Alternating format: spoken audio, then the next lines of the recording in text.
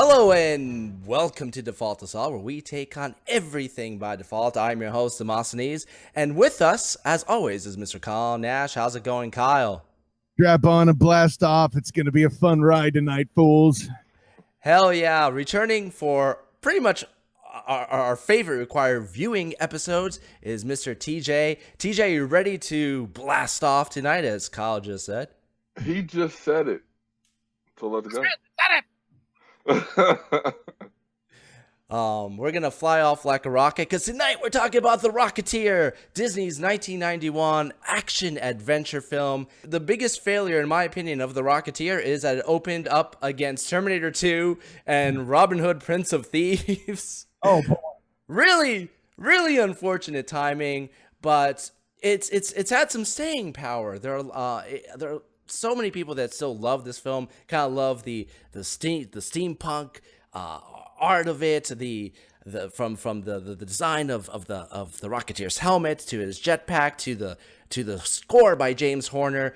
This is a film that, you know, it's just such a fun ride, and Kyle hadn't seen it up until now.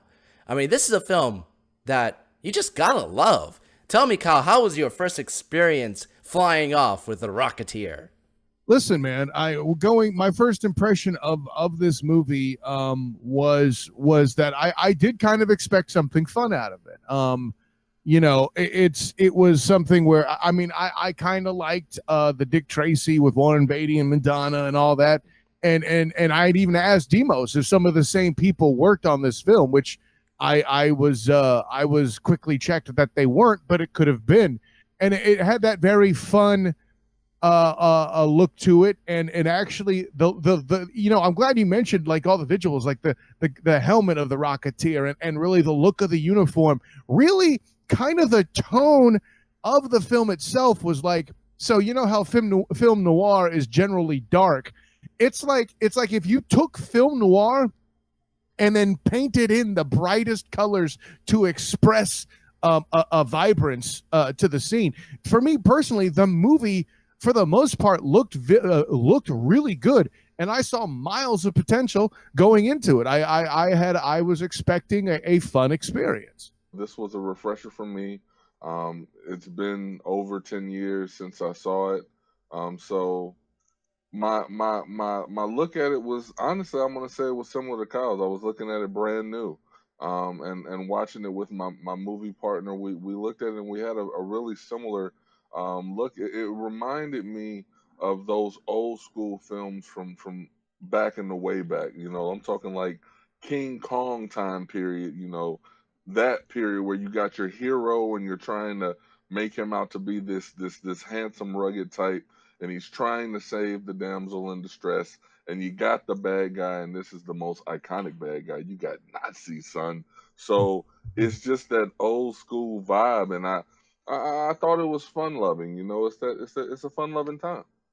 You know, I first saw it when I was a kid. I didn't see it in theaters. I remember the first glimpse I got was at Disney World. I remember seeing the poster outside of Magic Kingdom, and it was a kick-ass poster that I now own. It's kind of Art Deco poster, but I'm not a big fan of that style. But for some reason, with the Rocketeer himself, it just gelled, man. I eventually saw it on TV or on VHS later on. I enjoyed it. It was my first introduction to Timothy Dalton, and from there, I think it was like maybe a year or so later, that's when I got into my James Bond phase, and I saw, what? Timothy Dalton, Neville Sinclair did 2 James Bond films? Damn, he looked better with the mustache. I don't know, but I eventually got used to him without the mustache. But it started off my my appreciation of Timothy Dalton as an actor. Of course, it co-starred Billy Campbell as the Rocketeer himself, Alan Arkin as Peabody, the perfect comedy mentor, and Jennifer Connelly bringing all of her wonderful assets to the film. So it was just a lighthearted, enjoyable film to watch. I never thought it was the greatest film. In fact, I think one of the reasons I liked it is because it kind of felt like it was Indiana Jones light, but not light enough so it felt like a kiddie film. There was enough violence in it. There was enough maturity in the story to make it feel like you're watching something that was a little bit more grown up. Now that you've both seen it, TJ, what do you think of The Rocketeer? I think it's something that I can watch with my kids. You know, it's not too over the top with the violence, like you were saying, to where I have to wonder, you know, am I going to have a conversation with my boys to make sure they understand that this isn't how you act? But when I saw, you know, watching the cast list as the movie's getting ready to start, and I see Arkin, I'm an Arkin fan. He does work. Paulie, you know, from the Goodfellas. I mean, the cast was well put together. You know, so for a fun-loving good time, I think it feels it. I'm not going to say the experience thing because Kyle already beat me to it. You should have taken a shot already. But the cast is well put together. It's a fun-loving good time. That's the overall look that I had whenever I left it. So Kyle, now that you've finally seen it, did your expectations take flight or did they crash and burn? Right in the middle of a cornfield. Listen, folks. Okay, I'll be as clear as I can about this. Everything put in front of me made me want to like this movie. Oh, sure, it wasn't as bad as The Hangover, where all of society told me I would laugh my ass off for 2 hours straight. Here's a hint, I didn't. At me, at the SOTG on Twitter, the SOTG Instagram, bitches. Do it. Do it. Anyways, don't worry. You'll be at me soon enough if you aren't yet, I'm sure. But everything about this movie made me feel like that I really wanted to like it. And then it would slap me in the face as if I'm making a bad decision. You were TJ put it very well that you could watch this with your kids. It's a kids film, just like Return of the Jedi is to Demos. That's right, I said it. And there's some place where you're trying to suspend your belief because, hey, you know it's a fun-loving good time. But when suddenly on American soil, out of nowhere, after the worst newsreel freaking cartoon sequence I've seen in some time, Nazi soldiers are jumping out of the trees. Kiss my ass. That was a bridge too far, okay? You could have fit the Zeppelin a little bit better, make it a better fit. And Timothy Dalton acted his ass off to try to pull the ridiculous off. He was so close, but it was a bridge too far. I'm pretty sure he threw his shoulder out, which may have impacted his performance in The Living Daylights. I'm just throwing that out there, folks. But, and I know The Living Daylights came out first, but that's okay. It retroactively screwed things up. I'm kidding. But no, this movie is much like band A System of a Down to me. You are so close to being great, and then you let me down, and that just pisses me off. Well, first off, you just gave me an awesome idea. If there's one way you can make the Return of the Jedi much cooler, is if you gave all those Ewoks rocket packs and helmets. Hell yeah! This film is. You're welcome. Yeah, well, I appreciate it. Thank you. That's the one good thing that's come out of what you just said. As far as truth. You can't handle the truth. Where's my Nathan R. Jessup? This is a fantasy film. You're not gonna look at a film starring a guy with a jetpack flying through the air and ascribe any sense of true realism to it. There is that fantasy element to it. Yeah, does it get ridiculous? Does it get over the top? Sure, it does. Of course, it does. But it's part of the fun with this film. It's not. I don't view that as a detriment. Really? No, not at all. More ridiculous than the stuff that we're watching now, anyway. Actually, that's where I disagree. I think it was too far. Like that whole sequence with the animation of the newsreel shit with the Nazis, it was just dumb from that moment on. And it's unfortunate because other than having the full uniforms, Nazis jumping out of the bushes, as dumb as that was, they probably could have found a way to service that a little bit better.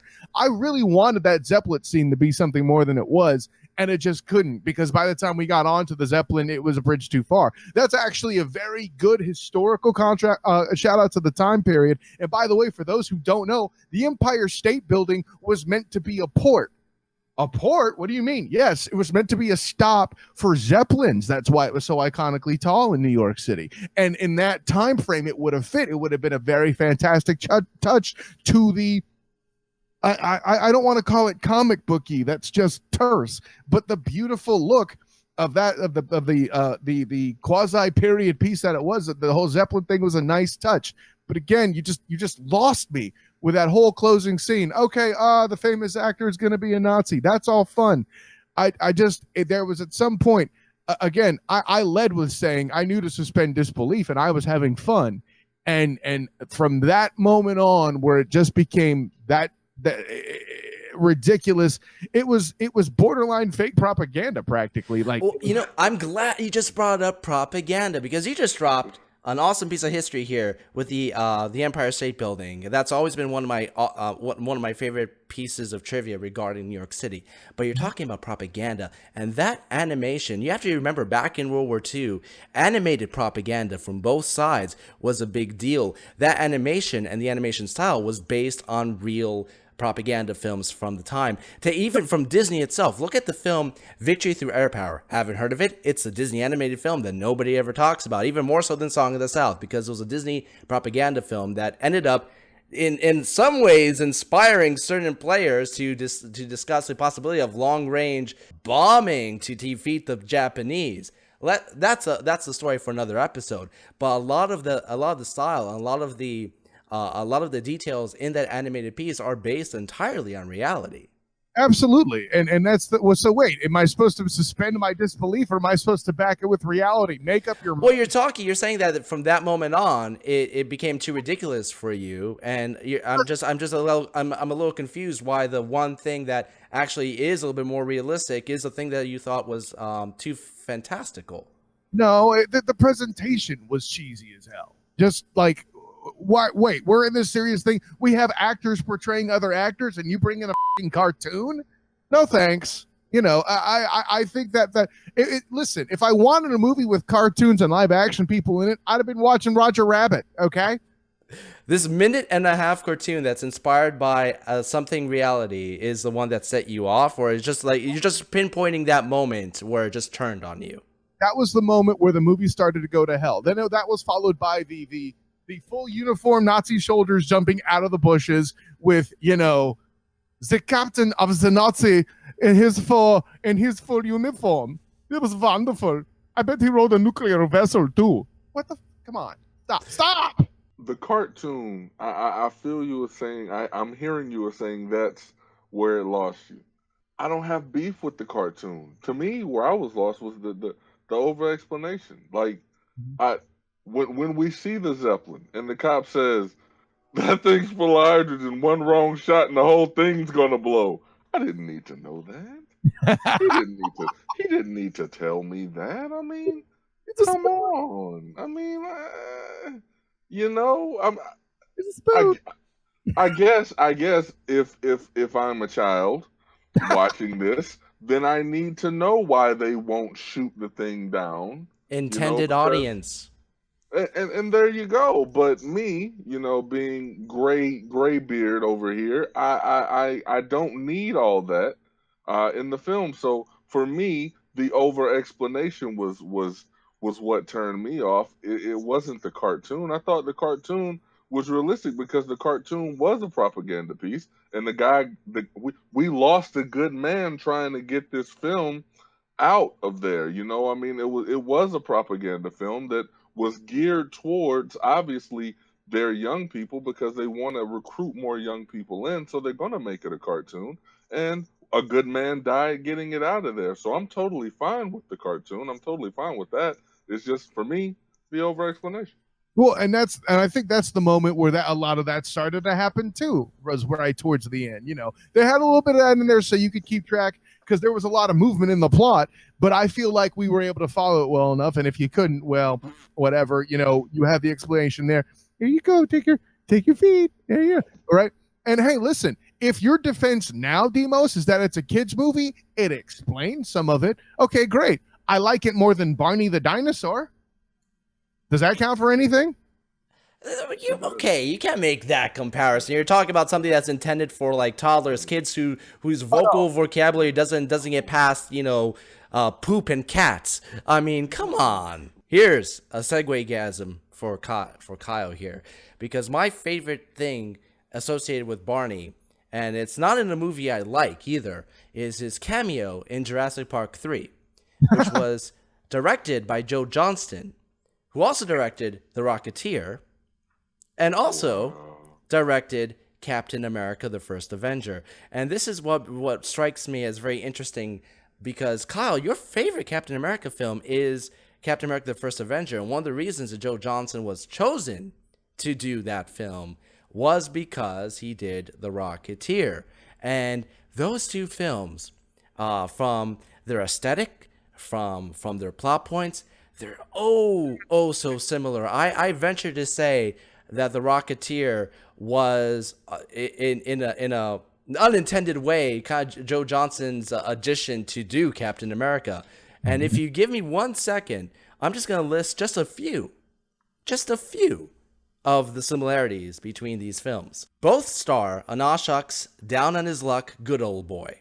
Their signature weapon is received from an eccentric Howard Hughes-inspired millionaire. In The Rocketeer's case, Howard Hughes himself. Both feature a romantic misunderstanding. Both feature a villain leading a double life and double-crossing those he works with. Both feature an older, witty mentor character who believes in the heart of the hero. Both feature a climax on an airship where the hero falls off and flies back into the airship. Both villains acquire what they desire and are killed by it. Both films end with children play acting in the streets as a hero. Both begin with a hero failing to qualify for their passion. Both feature unfortunate early test subjects for the hero's main source of power. And both, of course, are World War II comic book films. Now, some of these are general, obviously, but some of them are goddamn specific, especially accounting for the ending, which, in my opinion, if you think that the third act of The Rocketeer is the weaker part, Kyle, I contend that Captain America, I don't think you'll disagree with me on this, but the Captain America First Avenger, I think its biggest problems are also in the third act, especially anything involving an airship. Yeah, it should have ended a little better in and of itself. Listen, we know I enjoy the first Avenger film, and to your point, as I'm watching this, I do see similarities in some of the Rocketeer's flight with one of these. I'm going to call it a car chase, for lack of a better way to really describe it, and his team's effort to I don't know if you want to call it zip line or whatever onto the train during the first film, where they, in the sequence where they lose Bucky. And he should have stayed at the bottom of whatever ravine he was in, but we won't touch on that right now. No, I definitely saw aesthetic similarities. And listen, the lead was, I wanted to like The Rocketeer, and I liked the aesthetic. So if Joe Johnston did everything and was just a little bit less ridiculous this time finishing the movie, no wonder I liked it, folks. Just throw it out there. If nothing else, Kyle's consistent, bitches. Oh, I find it really funny that the point where you start disliking The Rocketeer is during the animated montage here. The funny part is the point where Captain America First Avenger starts losing me is that montage before Bucky dies. You know exactly the one I'm talking about. That's the turning point of the film. That's when it starts going downhill for me. You know what, though? Here's what we do. We retcon the Rocketeer to have several hot chicks doing kick lines, and maybe we can fix The Rocketeer. I didn't mind that montage. That montage early in the film I thought was actually spot on perfect. I even like the goddamn song, and it gets stuck in your head. Really does. Captain America, he was the all shucks guy, but even then he still had that serious moment where, he's, look, I can do this all day, so it's a little bit more mature. So if I'm saying, you call him Joe Johnston, if Joe's the director, I'm saying that Rocketeer was his preteen phase, and Captain America, he's becoming a man. That's a good point. I kind of view them as unofficial companion films. I will say this, and I think it touches on the point you just made, TJ. As a film, my preference actually does go to The Rocketeer, but the one thing that Captain America definitely has going for it above and beyond the Rocketeer is specifically the main lead. He is much more of a three-dimensional character. There's a lot more to Captain America, and with good reason too, because it was a setup for continuing storylines. You had to Captain America is in many ways the heart of the Avengers, the spark and level of the morality behind the superhero team. So if you didn't set that correctly, you lost so much potential in what came on. And of course, need I say more? They nailed it. Rocketeer himself is a little bit more two-dimensional, and I do have a couple of issues with the original film. I absolutely despise the romantic misunderstanding plot in any film. A few of them do it right, yeah, but this one was a little bit more cliche in my book. But there's so much goodwill and just joy in the Rocketeer that allows me to just it's so much easier for me to overlook some of the flaws that it has and just go along for the ride. It's a joyous film, I think. Yeah, and to your point, listen, man, there you can't point to a scene in the Rocketeer that's powerful. You can't do it. But all I got to do was tell you about the scene where wimpy Steve Rogers throws himself on the grenade, not knowing it's fake. That thing still resonates with anybody the literal decade later. That will still resonate a decade after. Like I said, it's not a deep movie. It's not a deep movie, and it doesn't intend to be a deep movie. Just the experience. You're the one that tried to tell me that The Rocketeer was the superior film not 2 minutes ago. So I didn't say it was the superior film. I just said I prefer it. He said that it's his preference. If I can say, we can't compare the two. We can't. It's not fair. Captain America has an extreme advantage, in my opinion, because it falls in line with all the movies that led before it fall in the Marvel universe. So the Rocketeer doesn't have that matters. You know, I'm looking at your face, Kyle. I mean, that matters. The event. I mean, Captain America was the movie that they did before the first Avengers movie.